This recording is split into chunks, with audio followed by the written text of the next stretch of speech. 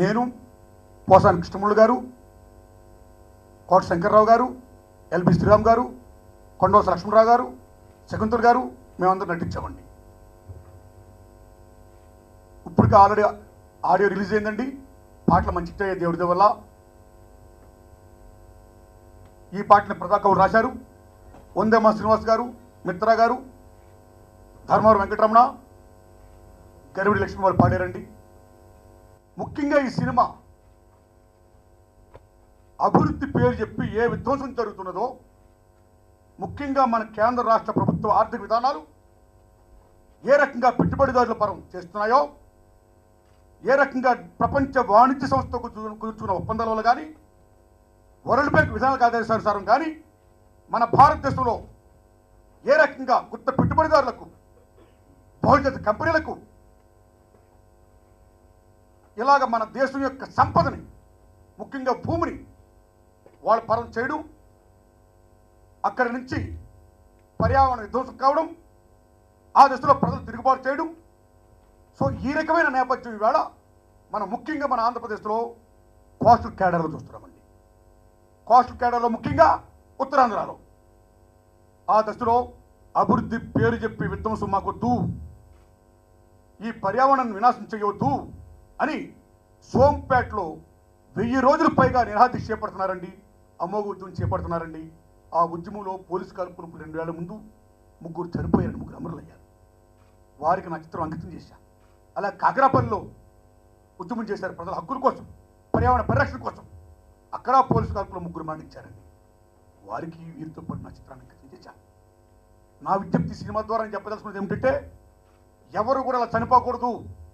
ఈ దుర్మార్గమైనటువంటి పోలీసు కాల్పుల్లో ఎవరు కూడా చనిపోయేట్టుగా ఈ గవర్నమెంట్ రోల్ ప్లే చేయకూడదు. అందుకని ఇమ్మీడియట్గా కేంద్ర ప్రభుత్వం ఏ గ్రీన్ ట్రిబ్యునల్ ఇచ్చిందో తీర్పు, కేంద్ర ప్రభుత్వ విధానాలకు వ్యతిరేకంగా మన భారతదేశం గ్రీన్ ట్రిబ్యునల్ కోర్టు ఒక తీర్పు చెప్పిందండి. వెంటనే సోంపేటలో బొగ్గు ఆధార పవర్ ప్లాంట్కి అనుమతులు రద్దు చేయండి, ఆపండి అని చెప్పింది. మళ్ళీ public hearing చేపట్టమంది.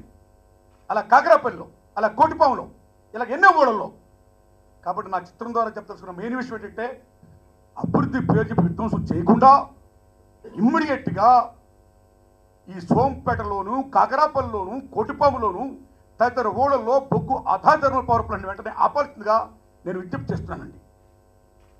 Sompeta GO 1107ని, Kakarapalli GO 1108ని, అలా కోటిపాము జీవోని వెంటనే రద్దు చేస్తుందని కోరుతున్నానండి.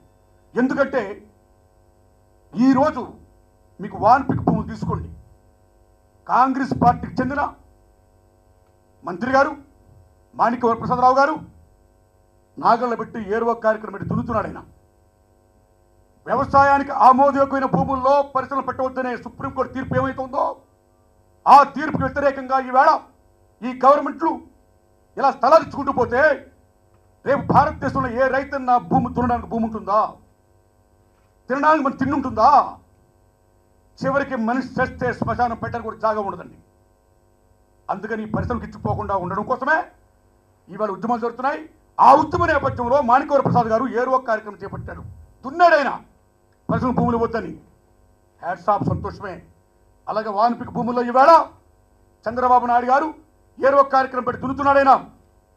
ఈ భూములు రైతులవి, రైతులకే చెందాలి, ఎట్టి పరిస్థితులు కూడా పరిశ్రమకి ఇవ్వద్దంటున్నాడైనా. సంతోషం అండి. అలాగే సిపిఎం నారాయణ గారు కానీ, సిపిఎం రాఘవ్ గారు కానీ అనేక మంది ఉద్యమకారులు చేస్తున్నారు. చాలా సంతోషం. అయితే ఇప్పుడు నేను ఒకటే విజ్ఞప్తి చేస్తున్నా, ఏ మాణిక్య వరప్రసాద్ గారు భూములు దున్నుతున్నారో, నాగలబట్టి చంద్రబాబు నాయుడు భూములు దున్నుతున్నారో, ఆ నాయకులందరూ నేను ఒకటే విజ్ఞప్తి చేస్తున్నా, అయ్యా మీ ప్రభుత్వ పాలసీలోనే మీ ప్రభుత్వ హయాంలోనే ఈ యొక్క పరిశ్రమలు మీరు మంజూరు చేసింది. ఈ కొత్త పెట్టుబడిదారులకు, ఈ బహుళజాతి కంపెనీలకు మొత్తం భూములు మొత్తం ధారణ మీరే. కాబట్టి మీరే వాళ్ళకి పర్మిషన్ ఇస్తా, మళ్ళా మీరే నాగబడి దున్నుతుంటే అంటే జనం చెవులో పెట్టుకున్నారండి. కాబట్టి మీరు దయించి డబుల్ రోల్ పే చేయొద్దు. అందుకని నేను విజ్ఞప్తి చేసేది ఏంటంటే, ఇమ్మీడియట్గా ఈ కేంద్ర రాష్ట్ర ప్రభుత్వాలు వెంటనే ఈ బొగ్గు ఆధార పవర్ ప్లాంట్కి కాకుండా విధ్వంసం సృష్టిస్తున్న ఈ పరిశ్రమలకి లైసెన్సులు మంజూరు చేయొద్దని, ఈ భారతదేశం యొక్క ప్రజల్ని, వాళ్ళ హక్కుల్ని, ఈ మూల సంపదని రక్షించాల్సిందిగా నేను ఈ సినిమా ద్వారా విజ్ఞప్తి చేశానండి. అలా కాన్నాడు you are going to face people's war. అదే నా పీపుల్స్ వార్ సినిమా అండి. Thank you very much friends. ధన్యవాదం అండి. ఆడియో కూడా మంచి హిట్ అయిందండి. ఇంకా సినిమాని చూసి నేను ఏ మేరకు ఈ విషయంలో సఫలీకృతమయ్యాననేది మీకు చెప్పాలండి. ప్రజల ఆశీస్సులు కావాలని కోరుకుంటున్నానండి.